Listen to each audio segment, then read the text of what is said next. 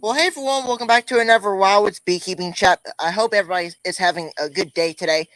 And today we're going to be talking about defining yourself as a hobbyist, sideliner, or a commercial beekeeper.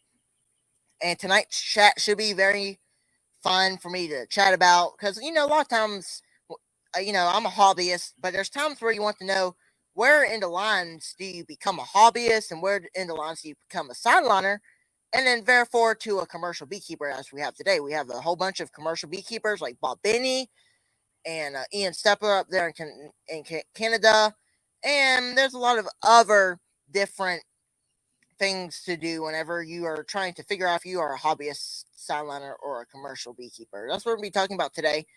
But this week, last week, it wasn't really much of a week. We've been busy with other things going on. We haven't been doing much bees, but I have been trying to do more things out there in the bee yard. A couple videos here and there, and a lot of other things, exciting things going on. And it's been hot lately. Not as hot as it's been the past week, but it has cooled off just a little bit. We have things blooming. We got dandelions. We got other things around here that are blooming. So bees have some pollen coming in, a little nectar, but I set out some more than one sugar water. It is all gone now, so it tells me that there is still a dearth going on.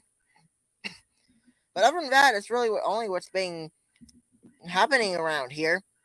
Therefore, along with the bees, there's a lot of other things that's been going on behind the scenes, but that's all what's really been going on.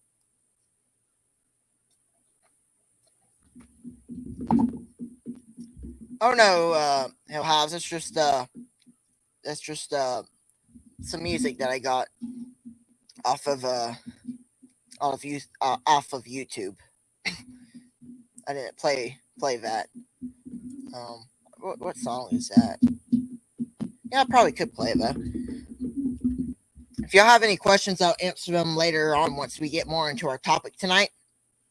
If y'all do have any questions too, please do put them in the comment section below. That does help the channel out a lot. It helps me be able to carry on the conversation. But since we're already in the live stream, I think we should go ahead and start talking about hobbyists, sideliner, and commercial beekeepers. This is gonna be a big topic to talk about since there is a lot to enroll out of all this. There's a lot of things that needs to be covered whenever we're talking about hobbyists, sideliner, and commercial beekeepers. So first, let's start out is what is a hobbyist beekeeper? What is a hobbyist beekeeper? What is a sideliner beekeeper? And what is a commercial beekeeper? So first, let's start out. What is a hobbyist beekeeper? So I think everybody really knows these terms. So hobbyist is your standard beekeeper. I'm a hobbyist. So I have about 10 hives. It's the beekeeper who manages less hives. Sideliners manage more hives while they have another job on their hands that they're doing. Commercial beekeepers, that's their job. That's what they're doing, commercially beekeeping. But if you're a hobbyist, you're just kind of doing it kind of for fun, trying to get out. And on that part, you may try to make a little income. You may make, a couple queens. The cool thing about it is even if you're a hobbyist, you can make queens. You don't have to be a sideline beekeeping operation to make queens. If you're a hobbyist, you could do some simple techniques and make a couple queens for yourself. Of course, you might want to have a bigger operation if you're going to sell them. But if you are planning on just using, like maybe making 10 queens, that's when you will just, you can do that. That's the way you can do it. You can make a couple queens even when you're a hobbyist for yourself. Maybe you want to make a couple for splits. There's a lot of different reasons for doing these different things for queens and being a hobbyist beekeeper. Hobbyist beekeeper is basically just a beekeeper who, like myself, I'm doing it for fun, but at the same time, I'm trying to expand my ability to know things. I'm still trying to learn more things. At the same time, I'm trying to grow my apiary and become successful at it. And I'm still trying to be successful. I know a lot of other beekeepers who try different ways and try new things in their beekeeping industry to continue, doing something that they really like to do. Basically, there's something in beekeeping that I always like to say is that whenever you're learning in beekeeping, there is always something that you can learn. It's never an ending learning curve whenever you are in beekeeping. So whenever you start learning about beekeeping, maybe if you're just a regular person who's not into bees and you want to learn about bees, always know even if you take a big course, there's always something to learn in beekeeping. It's always a good lesson to learn there. It's just that another thing that I also really like to do, I also really do like to say, is that you always learn from your mistakes. So this does go along with hobbyist beekeepers, because a lot of hobbyist beekeepers, as myself, a long time ago, whenever I was a little bit newer at beekeeping, I was a hobbyist beekeeper, and a lot of times experienced beekeepers right now are hobbyist beekeepers. It's not just hobbyist beekeepers are the low side beekeepers. It's actually a lot of times really good experienced beekeepers who can share a lot of knowledge. They pick to remain as a hobbyist beekeeper because the main reason a lot of times is that that's just their comfort zone. That's where they want to stay. They don't want to go up to a sideliner beekeeper because they don't have enough time to spare that much time to take care of 100 for 300 beehives. And being a hobbyist beekeeper, there's a lot of different kind of hobbyist beekeepers. There's beekeepers who are new beginner hobbyist beekeepers. There's beekeepers who've been keeping bees 20 years, but they are staying at a hobbyist level. So there's a lot of different levels in a hobbyist that I don't want you guys just to think that hobbyist beekeepers are just the low inexperienced beekeepers. It's also that there are some hobbyists that have been keeping bees a long time, but they remain to be a hobbyist beekeeper. I think that's really a good thing to think about. So if you are a beekeeper, if you are a 5-year beekeeper and you want to stay a hobbyist, that is totally fine. I'm a 7-year beekeeper. I'm at a hobbyist level. Main reason is because that's kind of where I kind of felt at my comfort zone, and that's just where I kind of stayed. And I plan on moving up. I would like to average around 25 hives. I think that's a pretty good level to stay at and to work your way up to if you ever decide that you want to. That's what a hobbyist beekeeper is. Now let's talk about a sideliner beekeeper. So a sideliner beekeeper is a little bit more complex, not as much as a hobbyist, but it still is. There are some good facts and details to go into. So to make this brief and simple, a sideliner beekeeper is a beekeeper who ranges from, so I wanted to say this, that the numbers in these lines are different in each thing. So some people say that a beekeeper who's 1 to 25 hives is a hobbyist, and 25 to 250 hives is a commercial, not a commercial. A beekeeper with about 25 or 250 hives is a sideliner, and 250 plus they say is commercial. Some say that you're a hobbyist whenever you're still a hobbyist when you get to 50 hives. 50 over through 300 is a sideliner, and then 300 plus to however many hives you want to have, that is a commercial beekeeper. Of course, I can't say for sure on what the lines are. There's different states that say different things, but we're just, that's just kind of what I go by. I don't really say the Pacific, just ranging somewhere around those numbers. So maybe 40 hives, maybe 35. Then you become sideliner. There's just a lot of different things, but a sideliner beekeeper is a beekeeper who has about, let's just say 100 hives. If you have 100 hives, that sideliner beekeeper does beekeeping for a sideline business. He doesn't do like a commercial, do it a full-time beekeeper. It's just like as a side thing, but a big side project, but they still have another job that they do. So two ways, they have their real job, and they also have being a beekeeper as a job, taking care of the bees, making a little bit extra money for gas or whatever stuff you want to, get. And you can also re-enter. So whenever you do make money in beekeeping, you can always put that money back into what you need in your beekeeping industry. Maybe you need more boxes to sell a whole bunch of queens. Then you can buy a whole bunch more new boxes, or you can sell nukes and buy more nukes to make more nuke beehives. So there's a lot of different things to reprofiting a lot of that money, but a lot of that is reprofiting it into your own beekeeping industry. I think that's really good to know. And like I said, sideliners, they always go from 25 through 250. It's just always a little bit different. It just always depends on your state. A lot of times different states have different saying in that. A lot of times, some states will say that sideliner ranges from 25 hives to 250. Some say ranges from 50 to 300. Some even say that you're a sideliner once you get to 100 through 350 through 400. There's a lot of different things and a lot of different controversy things on that subject, but I can't say the right way because there is not an exact way number, but there is some things that you can go by. Let's just say that to go by. And I'm going to take some questions. I see a couple questions down there. If you'll have any more questions, please keep them coming. I'm going to finish this topic. We'll answer a whole bunch of questions. So if you guys do have some questions, might be a good time to do it now, since while I'm talking about, hobbyist, sideliner, and commercial, you have time to think of a question that you need to be answered, then that's the way to do it.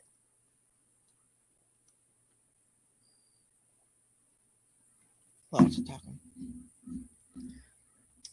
Good to see everybody in here. Before we carry on, I want to say hey to everybody. Good to see you, Russell, a good subscriber that comes, a loyal subscriber. So I'm glad to see you in here tonight. Douglas, another good subscriber who comes in and checks in a lot. So good to see you as well. And I recognize you always in the comments. So good to see you as well.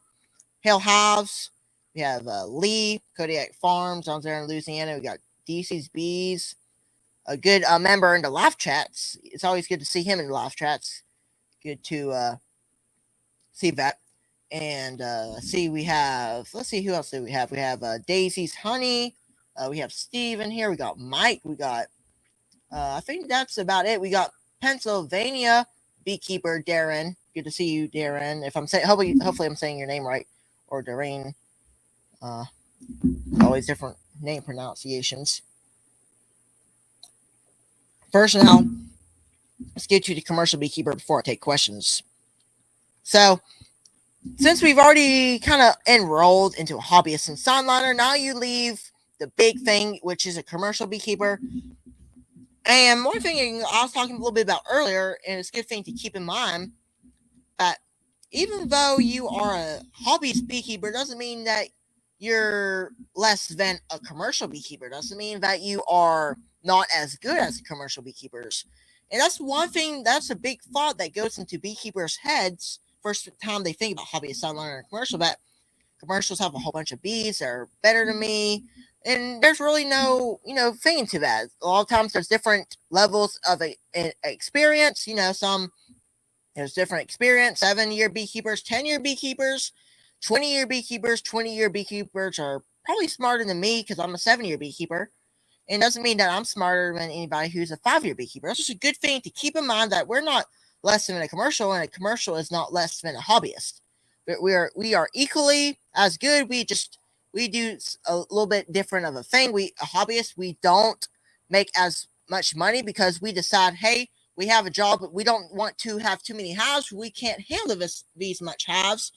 We just want to stay at a hobbyist level, at the same time helping the bees thrive and helping other plants being able to get them pollinated, get lavender fields pollinated, corn by wind pollination, a lot of different things. So that's just a really good thing to keep in mind. But like I was saying, commercial beekeepers are a beekeeper that they're like the top. A lot of times people say they're the top rank of beekeeper just because they have the most hives. Like I said, just because more people who have more hives doesn't mean that they're better than you. So don't get that idea in your head, because that's not ultimately the case. But commercial beekeepers usually have a lot more hives. They do a job as beekeeping like I'm doing. We're out there every 2 weeks inspecting hives, making sure that they are healthy. But instead of just going out there every 2 weeks, they do this as a job. This is their job. If this fails, then they're going to have to quickly find another resort to make income for their, life finances and all that different kind of stuff. So like a lot of times these commercial beekeepers are really, really desperate on the bees to make them money. Of course, it's not always about the money. That's one thing that's always true about it. It's always about getting the bees through winter, trying to keep their numbers high, also trying to get our flowers pollinated. But making money in beekeeping is another thing that can help us out while we are trying to help the bees out, while we're trying to get the bees to help flowers. It's always a circle, goes back round and round. And, I find that interesting. Commercials do this for a job, and they usually consist about 350 plus hives. That's what they say anyway. We have a whole bunch of good commercial beekeepers like Bob Binney. We've had Bob Binney on these chats before. He's a real good beekeeper. He's been keeping bees. I really don't know how long he's been keeping bees, but Bob is definitely a good source of information. We have Ian Stepper, Canadian Beekeepers blog. We have a whole bunch of other people like in California doing the almond pollination. We have a bunch of good commercial beekeepers, helping out, with pollination, selling queens like Man Lake, they sell queens. You have all these other these queen sellers, nuke sellers, all these different things. So they do a good job as well. And Hobbyist, if we didn't have Hobbyist, in my opinion, and a lot of times people will say the same thing, if we didn't have hobbyist beekeepers, then commercial beekeepers wouldn't really be as good as they are right now, because hobbyist beekeepers is a really big thing in the beekeeping industry. We need hobbyist beekeepers right now. We don't need just commercial beekeepers. We don't need just Sideliner beekeepers. We also don't need just hobbyist beekeepers. We need all of them. All of them doing a different step in beekeeping. All of them doing something different in beekeeping. Some of them that are trying to help the almonds and pollen in California be pollinated. Beekeepers who are making a little money for their jobs, because commercials do it for a job, like I said. And hobbyists who just try to take care of the bees and have a good time trying to get out in nature. Because beekeeping is a real good thing to get people out and get people experience with nature. That's what I really, really like. That's what we really got into beekeeping, because we were trying to find something really good to do out in nature and kind of farming, because we're farming bees. And, beekeeping is one of those things that you can get into and do it that way. And it's a really good thing to do. And I really think that beekeeping is another good thing for, like, maybe if you have stress, problems and stuff, you have, day things and jobs and, life things that are happening to you, private things that makes you stressed out. One of those things that can help you out with that is beekeeping. And, you can just go out into your bee yard, sit down in a thinking chair, and watch your bees, and that relaxes you a lot. And you can take care of your bees. And I don't know, once you become a beekeeper, do it for a year or two, get used to them, you just get that bee virus, I guess that's what I'll call it. You just get that in your head that this was meant to be. I want to be a beekeeper. I really like being a beekeeper because that's how I am. There's not a time where I cannot stay out of the bees. It's really hard to try to stay out of the bees. That's just because, I'm stuck to them because we really like being a beekeeper. And it's a really fun hobby to do. And, that's what I'm doing now. I'm just doing this for a hobby. I'm not really doing it for money. Of course, I do sell some honey locally, because local honey, in my honest opinion, is much better from the store, because that local honey is raw, pure most of the times, because whenever it says raw, pure, it has to be raw and pure. If it has ingredients added, then it is not raw honey. Raw honey is the honey that comes straight out of your extractor into your restrainer. Restrainer is your little thing that goes on top of your 5-gallon bucket, takes out any wax.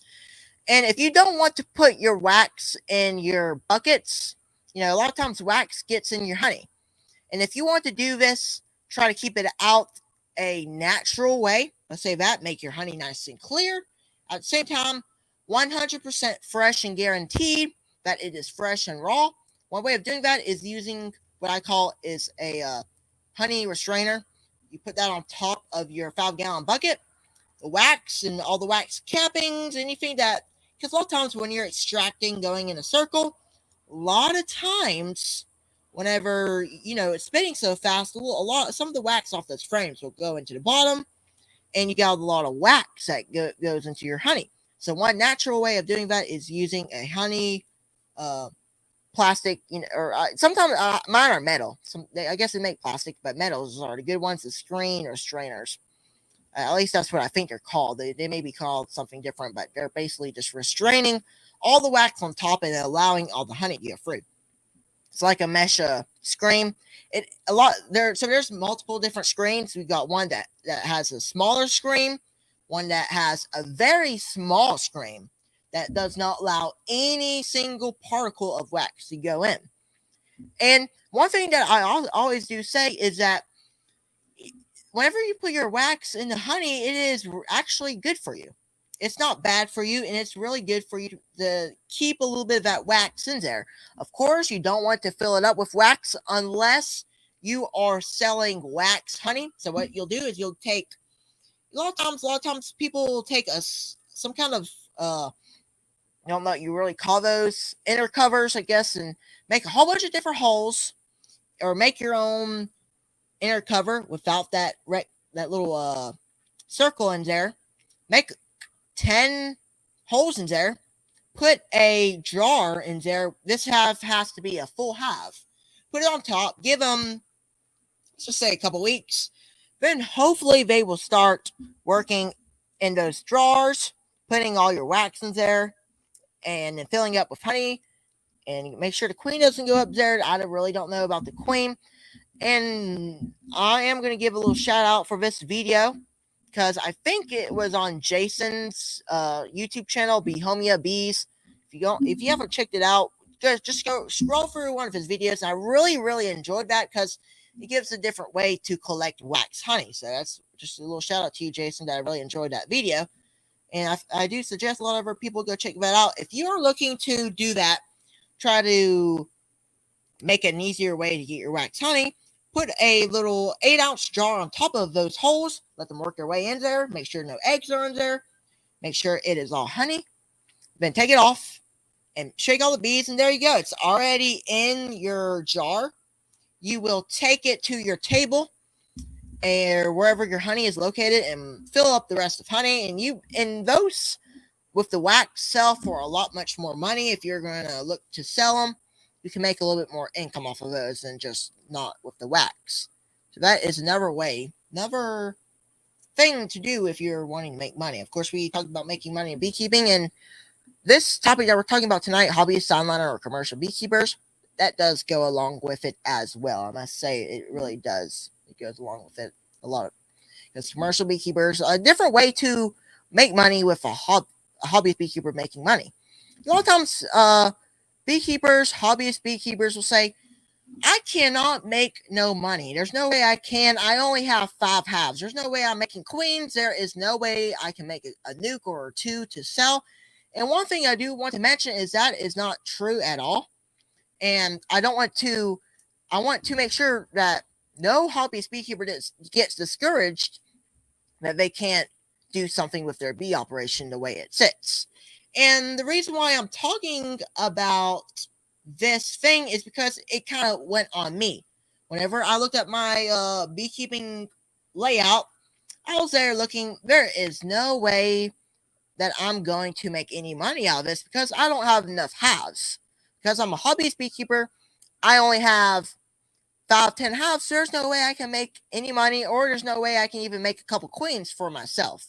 And later on in that time, I found out that that is 100% not true.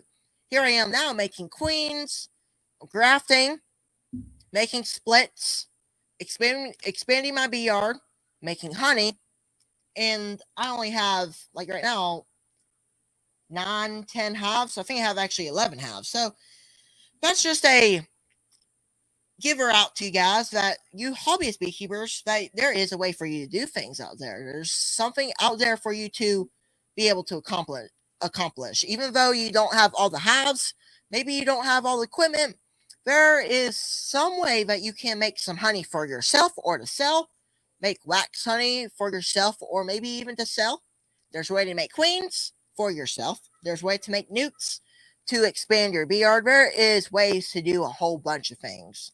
And that's one thing that you also talk about. There's different ways to beekeep. There's a lot of different ways to extract your honey. There's a lot of ways to do things. So a lot of times beekeepers will get focused on one thing. So a lot of times beekeepers will get focused on doing one way for a splitting technique. And whenever you focus on that one thing, you're not trying something else. So a tip for everybody out there, commercial, sideliner, and a hobbyist, whenever you are making your splits or anything else in beekeeping, to try something new. So like extracting honey, do it a different way. There is a lot of different ways to beekeep in every kind of topic. So there's a different way to make splits. There is always another way to make queens. There is another way to make nuke boxes, wooden nuke boxes. There's another way to do a whole bunch of things. There's a whole bunch of different ways to make honey. So that's one thing, that's one tip to share, is that whenever you're splitting or any of these other things, to try different things out. So whenever you're splitting, let's just talk about splitting, because that's the basic thing for me to talk about. So when you are splitting, whenever you are trying to figure out a splitting method, try that splitting method. If it works for you, that is very good. If it doesn't work for you, hey, try something new. Even if it works for you, it is always good to test new things. So if you are focused on this way of splitting, but maybe make one split a different way and see if it maybe makes a better way for you to do the splits. So that's what that thing right there goes along with me. So whenever I was making my splits, I was focused on letting the bees raise their own queens. But now I have been doing a lot of studying, a lot of different things. I mean, keeping a close eye on the bees and how the queens are made. And I have been not having good success letting the bees raise their own queen. They're always not really doing well. But then I tried to introduce queen cells. I was like, what happens if I introduce a queen cell? Every time I introduce a queen cell, most of the times, every single one caked. And I did one right over there in my bee yard. It worked very good. I put it in there, gave them 2 weeks, came back, there was a mated queen in the hive. And I never tried that before because I was so focused on this one thing. And that's what got me to lead me to this point where I need to try different things. I need to try different ways to make my splits. And that's one good lesson to think about in beekeeping and anything else you're doing. So if you're doing something else, a job, or maybe, maybe you're a woodworker, do different things, try other ways, see how they work out for you. It's always something good to try new things and not be focused on doing it one way, because one day or later you may decide that there's probably another way out there that is easier. This way that I'm doing it now seems to be working for me. There may be another method that I have not given much of my attention to that might help me do better at my beekeeping industry, make me more nukes, make my industry, my beekeeping hives, if you want more hives, make them go faster and expand your bee yard faster. I think that's a good lesson, a good thing to think about whenever you're keeping your bees and anything else. Like being a woodworker, there's a lot of different ways to make tables, there's different ways to make chairs, and there's a lot of different things to do that. There's a lot of different things on anything else in life. So that's just one thing I did want to mention, because that does go along with commercial hobbyists and sideliner beekeepers. It's a good lesson to think about. But yeah, that's just one thing I did want to talk about. I wasn't really planning on doing that, but hey, a lot of times if you can learn something new, always a good day in the beekeeping world to try something new and, try new things out. I found that pretty interesting. So, this leads me on another topic that, hobbyist beekeepers, like we're doing our things and we have these sideliner and commercial beekeepers doing all these tests. A lot of times there's beekeepers who are sideliners, but they also have a degree in, beekeeping and that kind of thing. And I forgot what you call that degree. One of those degrees in agriculture. That's right. In agriculture. And then, you have those guys. But then whenever you're thinking about it, there's no way I can, come up with anything new. There's no way I can try new things or, like try to figure other things out that nobody else has figured out. And that's one thing that we've talked about before. I think there was the chat with David Burns, and I really enjoyed that chat with him as well. We talked about how hobbyist beekeepers can be scientists in their own way, how they can figure new things out in the beekeeping world. So, another thing to think about hobbyist beekeepers, including myself, is that even though that we are a hobbyist beekeeper, we don't have as many hives. And, main thing is that we don't have as many hives. That kind of like puts, the hobbyist beekeeper down. And not all hobbyist beekeepers, but a lot of the newer ones that are new to beekeeping, they kind of get discouraged. So if you're a beekeeper, hobbyist beekeeper, you can always figure out new things. So this is one thing. There is never going to be a point.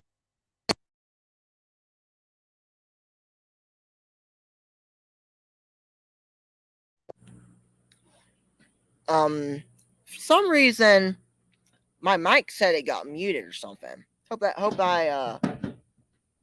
me make sure my audio is still putting in there.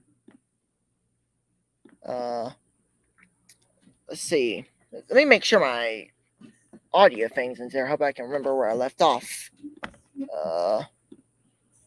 Mic, Audio Pro. Can you guys hear me? To make sure that you guys can hear me, so then I can carry on this conversation and I won't be muted. Okay, it's good. All right. For some reason, it kind of went off for a second, but that's one thing to think about is that even though you are a lower end side of the beekeeping world, there is never going to be a point in time that you can't find something now. Find something, figure something new out. Because there's a lot of times where hobbyist beekeepers are the beekeepers that find and test new things out. New things that are in this beekeeping world today. A lot of them are founded by hobbyist beekeepers. Ain't that something cool to think about?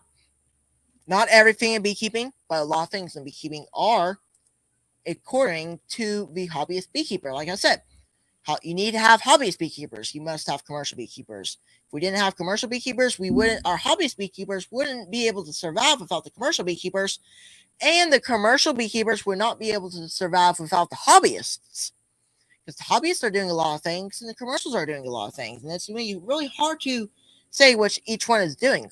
Hobbyist beekeepers are helping out their local places. So, like, if you're a hobbyist beekeeper, you are helping your neighbors' yards flowers.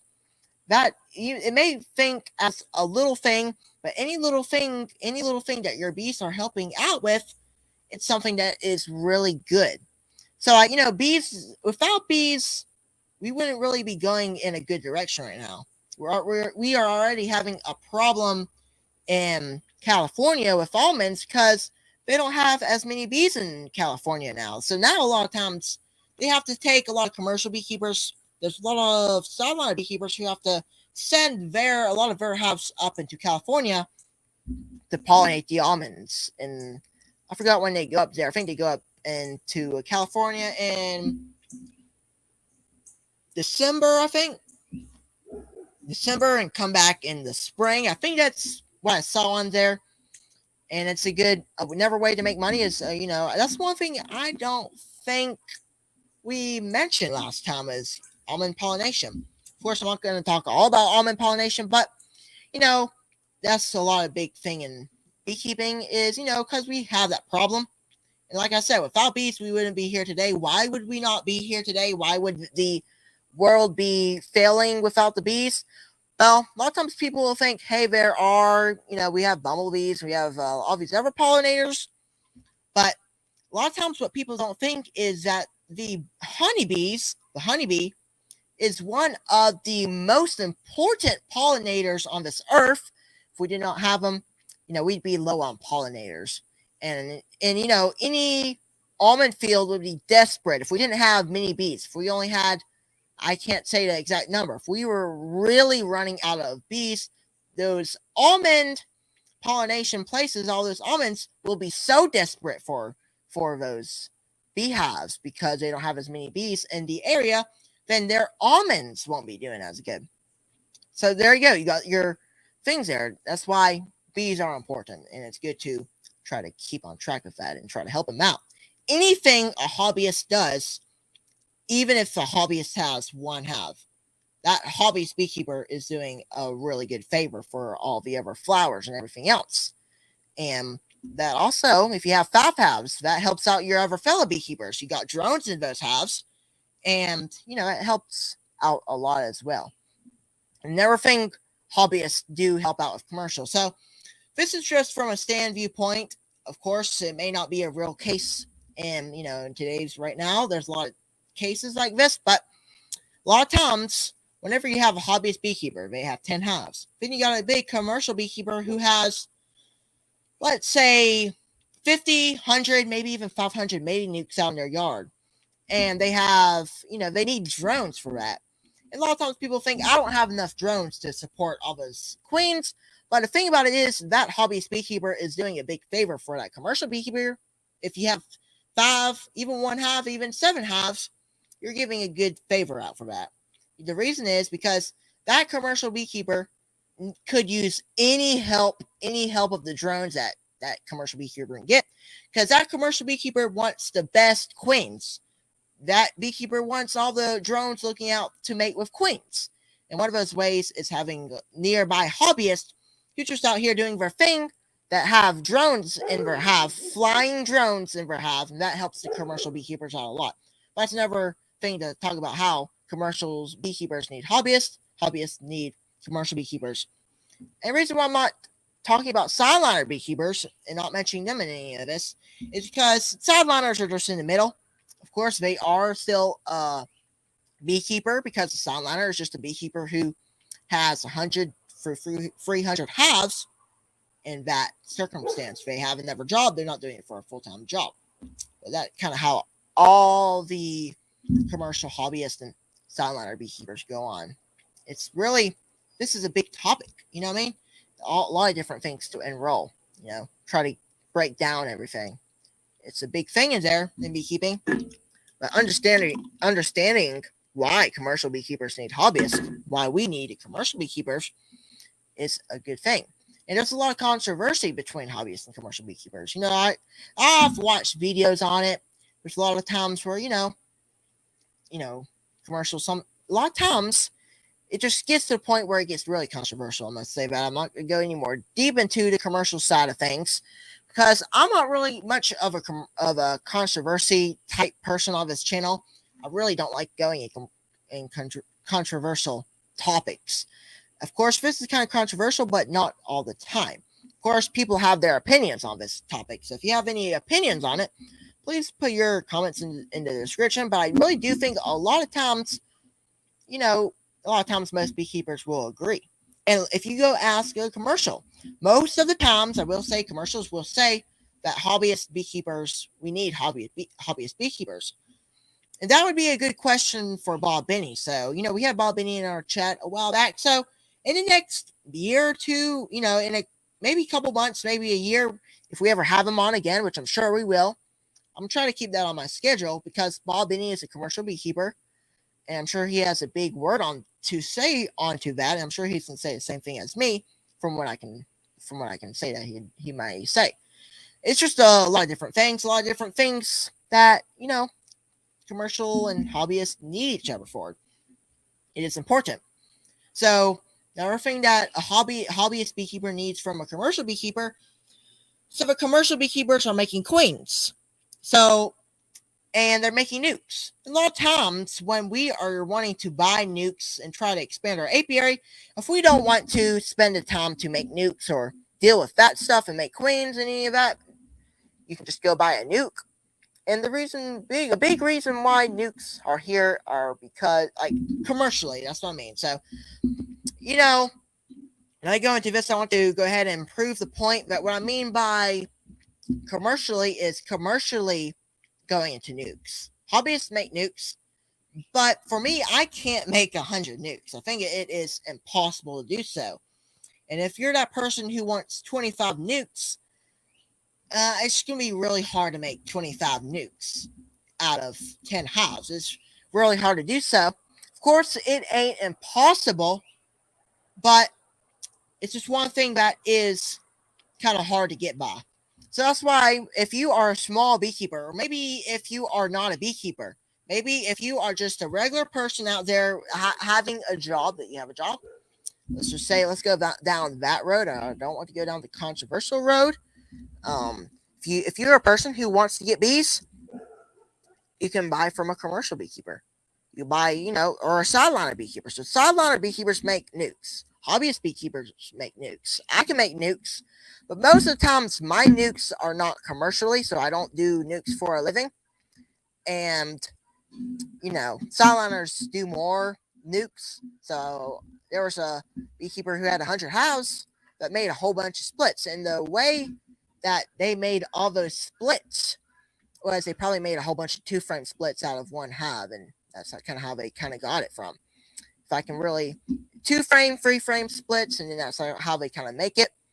Of course, if you're a hobbyist beekeeper, and say, if this is just a small town, a lot of times we don't have any commercial beekeepers around here. The nearest sideliner beekeeper I know around here is Bruce down there in Dothan, Alabama. But around here, if there's a beekeeper who wants bees, I'm almost like the only one around in this. We're down here in Glenwood, around that area.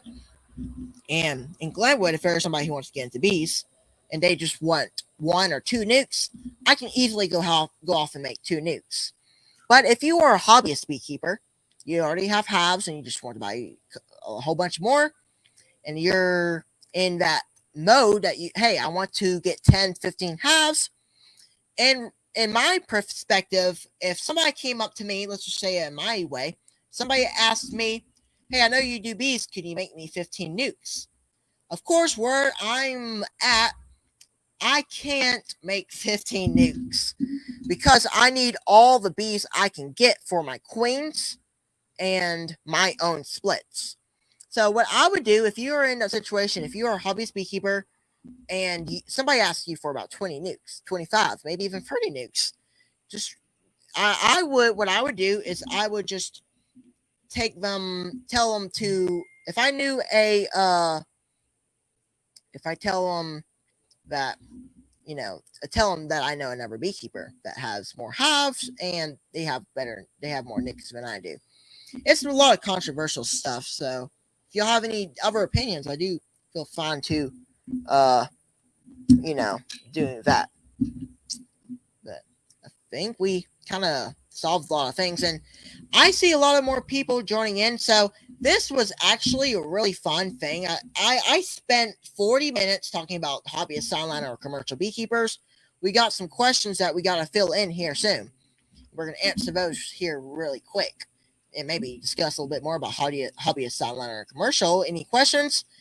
Is there any more questions for hobbyist and sideliner or commercial beekeepers? So if there is any questions about hobbyist, sideliner, or commercial beekeepers, please go ahead and push them out there. I would really like to answer them, and feel free to do that. Don't be shy in here. We like to see new people in here. So if you're new here, go ahead and ask a question. Don't feel, that's another thing I do want to get into. That reminded me, a lot of times hobbyist beekeepers are skittish about going to ask another commercial or sideliner beekeeper for a question.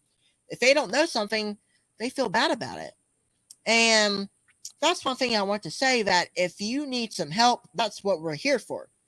That's what we're here for. Beekeepers helping beekeepers. So if you need to go ask a commercial beekeeper and you know that commercial beekeeper, that beekeeper is going to help you. Unless if, they, another beekeeper that, doesn't really like to help other beekeepers. But I know a whole bunch of good beekeepers like Bob Binney. If you ask Bob Binney, Bruce, a lot of people on here, you could go up to them and ask them a question and they can give you your opinion. A commercial, you can ask commercial, hobbyist, sideliner, and it doesn't go just asking commercial. A lot of times hobbyist beekeepers are scared or nervous. I don't want to say scared, just kind of nervous and about asking another more experienced beekeeper, I must say, a question that they don't know. And don't feel bad about that, because there's a lot of times where I have to ask a question to somebody. And that question right there will help you become more of an experienced beekeeper. Beekeepers helping beekeepers. That's what this community is here for. That's why I'm here. I'm trying to help other people. I'm trying to encourage other beekeepers or people who don't keep bees to get into bees and do more things. Try new things out in the beekeeping industry while having some fun doing so. That's one important thing to do so. But I just want to bring that topic up because right when I was talking about questions, that reminded me of another little topic thing to talk about. But is there any more questions? Any questions? Any questions? Anything that's related? But we have 20 people in here. Before we start answering questions, I would like to ask everybody, anybody who's new in here, I would appreciate anybody subscribing new to the channel. And while you're checking in, I would appreciate it if any of you guys can smash the thumbs up button. That really does help the YouTube channel out a lot, and we appreciate it. So we appreciate anybody who smashes the thumbs up button and subscribes to the channel. And whenever you subscribe to the channel, I keep on forgetting to mention that whenever you subscribe to the channel, make sure you put all notifications. So you will get notifications when I do a new video. I just wanted to push it out there. Well, hey, Douglas, good to see you in here. I think I mentioned you earlier. It's good to see you in the chat. How long do you keep a queen in a nuke box before you install her into a deep? Let's see. So, if I'm reading Douglas's question right, I'm going to try to say it in 2 different ways where he may be asking it. I would appreciate a little bit more context, if you may, Douglas, on the situation that you're talking about, because I don't want to get questions mixed up that you're not talking about. But if you're talking about whenever you're moving a 5-frame nuke to a 10-frame box, if I'm understanding that correctly, what you'll do is you'll wait till about 4 frames is full. I like to wait till about 3-4 frames are full of bees. And whenever, I really think you want to have 3 full frames of bees in that nuke. I had a 3-frame nuke. It looked small. But this is if you're going to be taking it into a nuke. If you're just going to sell it, you want it to be packed full of bees because you want it to be packed full of bees. So then once the person gets it, they don't think it's weak. Make sure they don't want, let them know that's not a bad nuke. It's just that it gives them a little bit more time to expand in that nuke box. So if you're doing it for yourself, you can wait till about 3 frames are full, put them in your nuke box, or here in nuke box, 5 frames, 2 frames are still either. I like to do it whenever those frames are drawn out.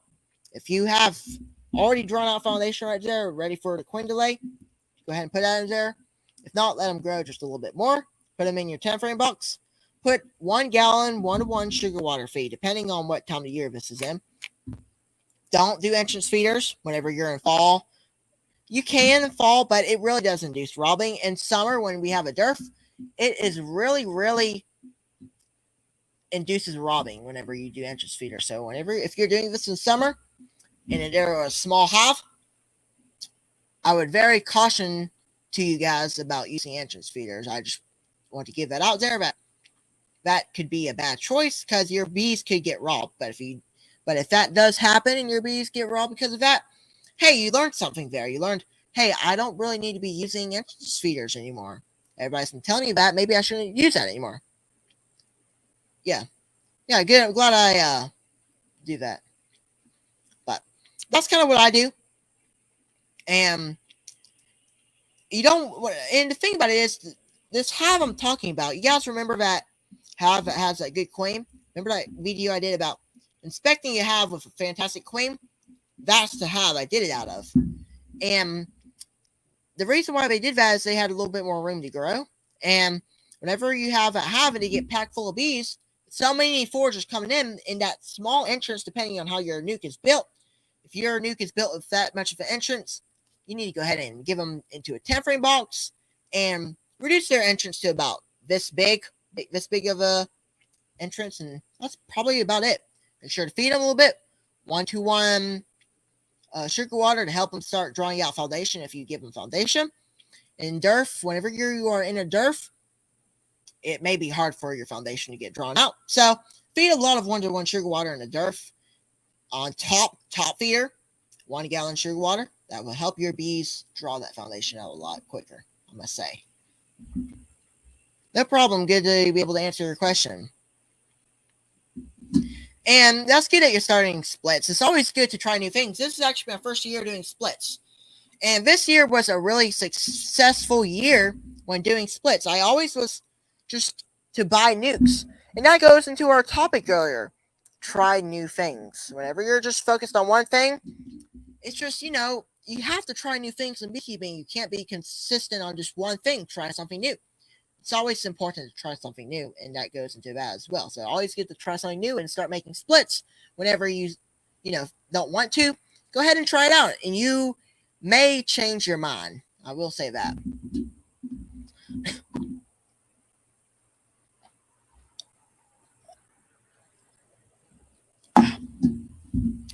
Okay, this is a good question. This is a question related to hobbyist, sideliner, and commercial beekeeper. Good to see you in here. I think if I can, I don't know if I've recognized you in the chat. Maybe I have. I'll forget. But if you're new here, it's good to see you. If you're a good time subscriber who's coming in, I'm glad to see you checking in again. What is your end goal? Whenever we're talking about end goals, is the end of the goal that we're accomplishing, and then we're kind of going to stay at where we're at.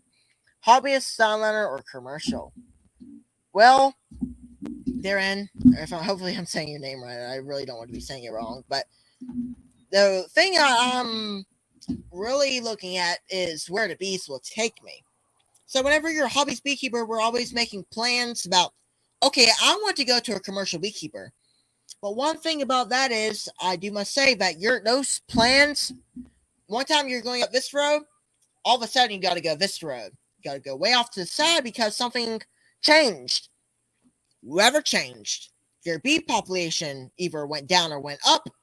Maybe you wanted to stay at a hobbyist or a sideliner. It just got too big. You had to go up to a commercial beekeeper, but if you want to. But if you don't want to go up to a commercial beekeeper, if you have to make a whole bunch of splits, maybe you have 200 halves and you do a couple 2-frame splits out of each half. You make 200, 300 nukes. If you don't want 500 halves, sometimes it can be really stressful managing that many halves, and you have another job that you're going to. Maybe go ahead and sell all those nukes, make a little money off that, and repurpose it into your other 200, 150 halves that you have. Never thought there. For me, I could see me being a sideliner beekeeper. I could really see that. I can't go more further than that. And if I'm a sideliner beekeeper and bees take me to a commercial, I probably could at my highest without any helpers. That's right, helpers. And whenever you're a commercial beekeepers have people helping them out in the bee yard. And if you're trying to be a commercial beekeeper, you're going to have to hire people to help you out in the bee yard. And of course, you have to pay them to do that. If people are not going to go in a bee suit, be around bees all day in a sweaty hot bee suit in summer, in spring and fall for free. So that's just one thing to consider. If you're consider everything, and if you say, all right, if I become a commercial beekeeper, I can get some helpers. I can find some people too, and I can pay them. Go down that road 100%. If you feel like you can do that. If you feel like I'd rather just do a one-man business, maybe even a 2-man business. Sideliner beekeeper, perfect way to go. If you just want to be a small-time beekeeper, just doing your thing, just doing what I'm doing, just kind of going out there and keeping bees and helping some of the pollen and pollination around our house and around our neighborhoods. Do that as well. It does not matter. It doesn't matter about the growth. It doesn't matter how many hives you have. Just because you have more hives doesn't mean that you're a better beekeeper. And also doesn't mean that just because you have less hives, mean that you are a less experienced beekeeper, or the other way around. Even a commercial beekeeper, even though he's a commercial beekeeper, doesn't mean that he's the most experienced beekeeper and knows everything in beekeeping. Because one thing I do want to say, all of us face it, everybody in this chat, let's just face it, that we don't know everything. There's going to be a whole bunch of questions where people ask us and we get stumped on that question. If somebody asks me a question, sometimes I can't answer it fully because I don't know the reason for that, because you have to be really experienced to do that. So the art of beekeeping. That's what we have to do. Art of beekeeping comes with experience. So being able to know a lot of things is with experience and learning things. So longer beekeeper you are, more things you probably will know. And that is a big saying with Bob Benny. And we talk about that on my chat. I don't know if we talked about it on our recent chat, but we talked about that on our first chat with Bob Benny. And if you guys want to go check that out, I really highly recommend, because Bob Benny was a really good guest on the channel. And of course, I've been doing these live chats by myself. And I think a lot of people are learning a lot of things. The reason why I'm not getting guests on this time of year is since it is middle of summer. Beekeepers are busy. So I want to guess, for guys who are wondering when we're going to be getting more guests, I got a whole bunch of people that I've emailed that can do some live chats in winter. Stay tuned for winter. Winter is going to be a fun year for live chats, and fall. A little bit of fall. We're going to have some good live chats with some guests. So y'all stay tuned for that. That's one thing that y'all might want to stay tuned for. I think we've discussed everything for tonight. I was going to try to do a giveaway tonight, but for some reason, my giveaway tool ain't working correctly. I'm going to try it one more time. If we can get this to work, then hey, we'll try to do it. But if it does not work, then we're going to wait till next week where I actually know how to use this thing. Because for some reason, I can't get onto the page. But what we'll probably do is we'll probably give away this poster. So I'm probably not going to show the poster right now, but I do want to announce this giveaway, because I don't want to give any sneak peeks until the live stream comes up, so you guys don't know everything about this giveaway. I was planning on giving away tonight. Actually, my brother handwritten it, like drew it with color pencils, and it actually looks pretty good. I really liked it, and I was thinking actually about keeping it, but I'm gonna give it away because I think that would be good for somebody else to have it. But you guys come back on the next live stream that we do, we'll give away that. And I guess I'll go ahead and give an announcement for next week. That next week, Monday, since we're already here, we have 18-20 people watching, but we're probably not going to be doing any live streams that day, because that day is actually my birthday, July 31st, and it falls on a Monday. So my birthday is that Monday, and we are going to be taking the day off because I don't really want to be live streaming on my birthday. I wouldn't really find joy on that. So next week we'll be taking the day off for that and other reasons, just to chill out and take a break off the live streams, because we've done a whole bunch of live streams in a row. I've been staying on top of it, but I do want to check the calendar. We will be back August the 7th, most likely August the 7th, to do some more another live stream. Just wanted to let y'all know that that's my birthday, and we'll be not going live that day, because we're going to take a day off for that, and rest a little bit. We're always on this time where we're doing a lot of things, a lot of bee days. There's a lot of times where it is a good day to rest off these live chats and everything. Thanks, Mary. Good to see you in here. It's good to see you checking in. And it's actually getting pretty dark. And I don't want to be going live anymore right now. Before we leave off, we got a question. Sharon, how old will you be? 14. So right now I'm 13. So next coming up my birthday, I'll be 14. So that'll be interesting. But well, I think I should go off. I can't even really see my face on the camera really that good. I think this camera has some good I don't know what you really want to call it. Darkness thing, but from what I can see, it don't look like you guys can see me. It looks like pitch dark. But I appreciate everybody for coming on, supporting the channel. If you guys are new, go ahead and subscribe. And if you have not yet, go ahead and hit the little thumbs up button. That will help this channel out a lot. This video, that you liking the thumbs up button will help this video get out to more audiences and help other beekeepers. So appreciate everybody coming on. Guys, be safe. Take care. Glad I was able to talk about defining yourself as a hobbyist, sideliner, or commercial beekeeper. We had a good talk, able to learn a lot of things. Catch you guys on the next beekeeping video. Take care, everybody. See you on the next beekeeping video.